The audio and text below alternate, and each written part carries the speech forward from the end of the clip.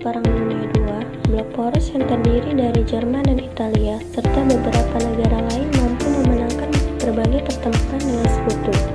Bahkan, sejak tergabungnya Jepang ke dalam blok poros mampu memenangkan pertempuran bahkan di kawasan Asia. Namun, semua hal itu berbalik ketika tahun 1943, Jepang dan blok poros semakin terdesak mengalami kekalahan di berbagai pertempuran. Perang Jepang melawan Sekutu. Sejak tahun 1943, Jepang kalah dalam berbagai pertempuran dengan blok Sekutu. Jepang kalah dari pertempuran Mariana hingga Filipina. Hal ini membuat posisi Jepang semakin terdesak.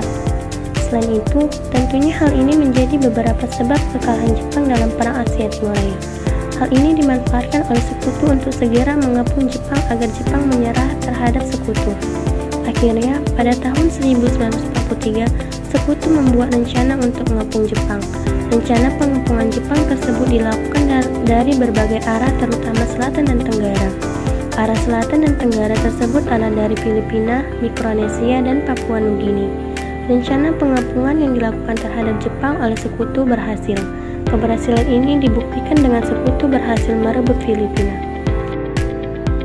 Namun, pertempuran tersebut dan membuat kalah Jepang tidak membuat Jepang menyerah juga.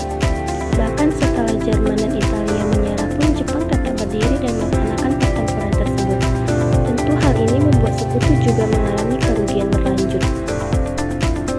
Jepang walau terus digempur oleh Amerika Serikat, Jepang tidak padam dan menyerah.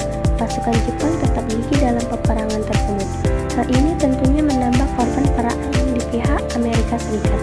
Demi mengurangi korban perang di pihak Amerika Serikat, Presiden Amerika Serikat Harry Truman memutuskan untuk menjatuhkan bom atom yang merupakan temuan terbaru pada masa itu.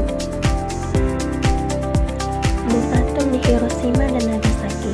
Pada tanggal 6 Agustus 1945, bom atom pertama kalinya dijatuhkan di kota Hiroshima. Akibatnya antara 90.000 sampai 146.000 orang meninggal dunia. Namun, Jepang belum juga menyerah. Pada tanggal 9 Agustus 1945, bom atom dijatuhkan kembali di kota Nagasaki. Akibatnya 39.000 sampai 80.000 orang meninggal dunia.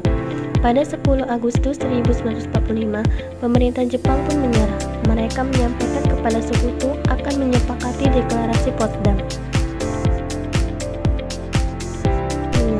Setelah menyatakan persetujuan pihak Sekutu, Kaisar Hirohito pada 15 Agustus mengumumkan kekalahan lewat pidato radio Gyokon Hoso. Hirohito meminta ke rakyatnya agar merelakan kekalahan dalam perang. Jepang menyerah tanpa syarat.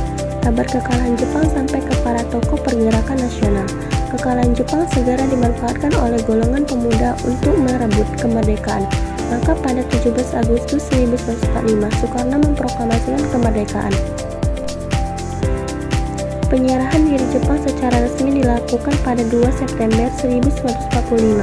Wakil-wakil dari kekaisaran dan militer Jepang menandatangani dokumen kapitulasi Jepang di atas kapal Amerika Serikat Missouri yang bersandar di Teluk Tokyo.